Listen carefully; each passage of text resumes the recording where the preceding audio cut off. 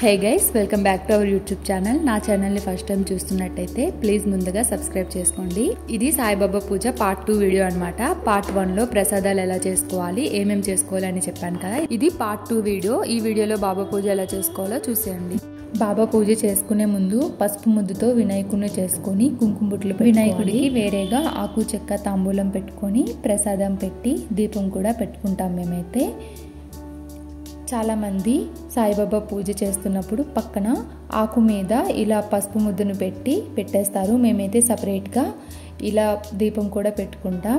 వినాయకుడికి పసుపు, కుంకుమ, అక్షంతలు, పూలతో శుక్లాంబరధరం విష్ణుం శశివర్ణం అనే మంత్రం చెప్పుకొని పూజించుకుంటాం. వినాయకుడిని పూర్తిగా మంత్రాలతో పూజించుకున్న తర్వాత ఆచమనం తీసుకున్నాక ఇప్పుడు సాయిబాబాకి పూజించుకోవాలి. సాయిబాబాకి పూజించుకునే ముందు అగరబత్తితోనే దీపాలు వెలిగించాలంట. నేను అగ్గిపెట్టెతో వెలిగిస్తూ ఉంటా. మా అమ్మ చెప్పింది అగరబత్తితోనే దీపాలు వెలిగించాలి అని. అగరబత్తిలతో దీపాలు వెలిగించుకొని ధూపం వేసేసాక ఇంకా పూజ స్టార్ట్ చేసేయడమే. సాయిబాబా పూజ స్టార్ట్ చేసే ముందు భూశుద్ధి అనే మంత్రం ఒకటి ఉంటుంది. అక్షంతలు చేతితో పట్టుకొని ఆ మంత్రం చెప్పుకొని మనం కూర్చుంటాం కదా, కూర్చున్న వెనకకి ఆ అక్షంతల్ని వేసేయాలి. దాని తర్వాత ప్రాణాయామం అనే ఒక మంత్రం ఉంటుంది. ముక్కు మీద వేణు వేసుకొని ఆ మంత్రం చెప్పుకోవాలి. ఈ మంత్రాలు అయిపోయాక ఇంకా ధ్యానం సమర్పయామి, ఆసనం సమర్పయామి, పాద్యం సమర్పయామి అనుకుంటూ ఇలా చాలా మంత్రాలు ఉంటాయి.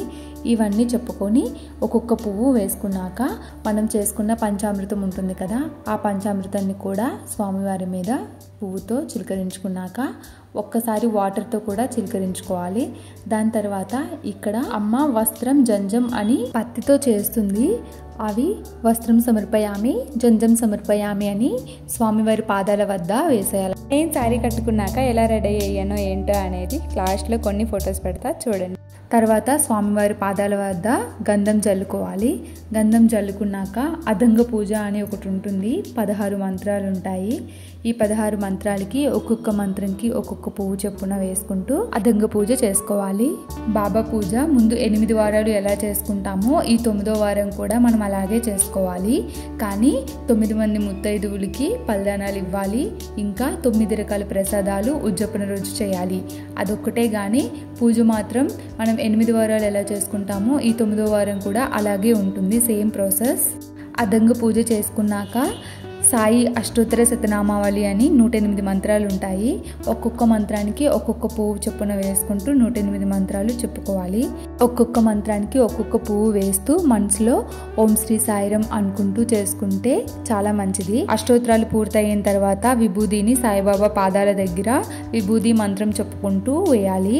సాయిబాబాకి ఇంపార్టెంట్గా కావాల్సింది విభూదిని. ఫైనల్గా కొంచెం అక్షంతలు, పువ్వులు చేతిలో పట్టుకొని వ్రతకథ స్టార్ట్ చేసేయడమే. కథ పూర్తిగా చదివేసిన తర్వాత బాబా చాలీసా ఇంపార్టెంట్ గా చదవాలి. 9 వారాలు కూడా బాబా పూజ చేసినప్పుడు ఈ చాలీసా మాత్రం ఇంపార్టెంట్ గా చదవాలి. ఫైనల్ గా సాయిబాబా వారి ఏకాదశ సూత్రములు మాత్రం లాస్ట్ లో చదువుకోవాలి. 11 ఉంటాయి. సాయిబాబా చాలీసా ఇంకా సాయిబాబా వారి ఏకాదశ సూత్రములు ఈ 2 ఇంపార్టెంట్ గా లాస్ట్ లో చదువుకున్నాక మంత్ర పుష్పం అని ఉంటుంది.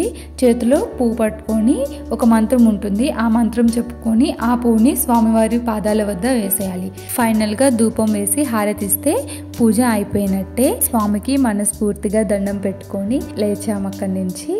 మా హస్బెండ్కి దండం పెట్టుకున్నాక అమ్మ నాన్న ఇంట్లోనే ఉన్నారు కదా, వాళ్ళకి నేను మా హస్బెండ్ దండం పెట్టేసుకున్నాం. తర్వాత మా ఫ్రెండ్స్కి ఇంకా నైబర్స్కి పిలిస్తే వాళ్ళు హాఫ్ అన్ అవర్కి ఆగి వచ్చారు. వాళ్ళ వల్ల మేము మార్నింగ్ టెంపుల్కి వెళ్దాం అనుకున్నాం, ఇంకా అవ్వలేదన్నమాట. తర్వాత ఈవినింగ్ టెంపుల్కి వెళ్ళాం. సాయిబాబా టెంపుల్ మా ఇంటి దగ్గర నుంచి 2 కిలోమీటర్స్ అనమాట. అమ్మ, నేను, నాన్న ఇంకా మా హస్బెండ్ వెళ్ళాము. అక్కడ హోమంలో వేయడానికి కొబ్బరికాయ ఇంకా ఇక్కడ దండ కనిపిస్తుంది కదా, చాలా బాగుంది. ఈ దండ స్వామివారి మెడలో వేద్దామని తీసుకున్నాం అనమాట. బాబా మెడలో దండ ఒక అరగంట ఉంచారు. పూజ చేసేసి ఇంకా తీసుకువెళ్ళండి ఇంటికి మంచిదని ఇచ్చారు. బాబా మెడలో దండ వేసాక చూడడానికి చాలా బాగుంది.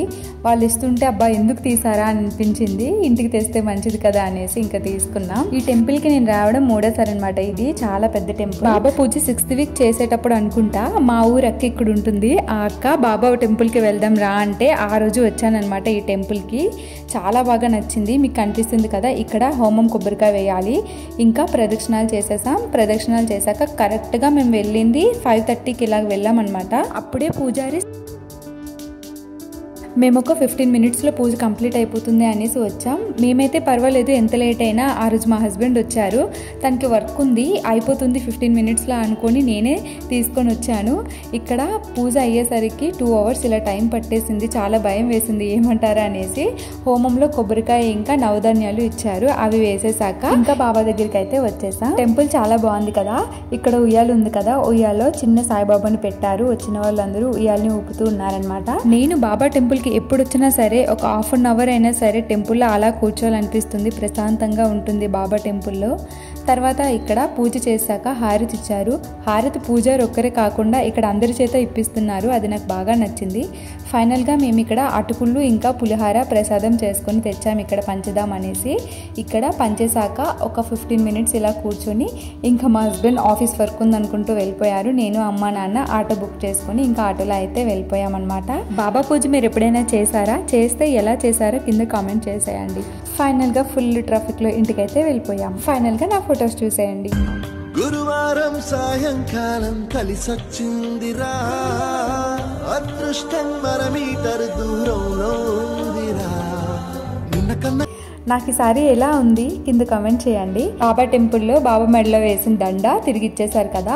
ద్వారబంధంకి పెడదామంటే పూలు రాలిపోతూ ఉన్నాయి, అవి మళ్ళీ మట్టకూడదు అనేసి దేవుడి గది ద్వారబంధంకి ఇలా పెట్టేసామన్నమాట. ఇంట్లో 3 డేస్ అలానే ఉంచేసి తర్వాత తీసేసాం. మీకు ఈ వీడియో నచ్చితే ప్లీజ్ సబ్స్క్రైబ్ చేసుకోండి. అంతే, ఇంకా ఈ వీడియో. Bye guys.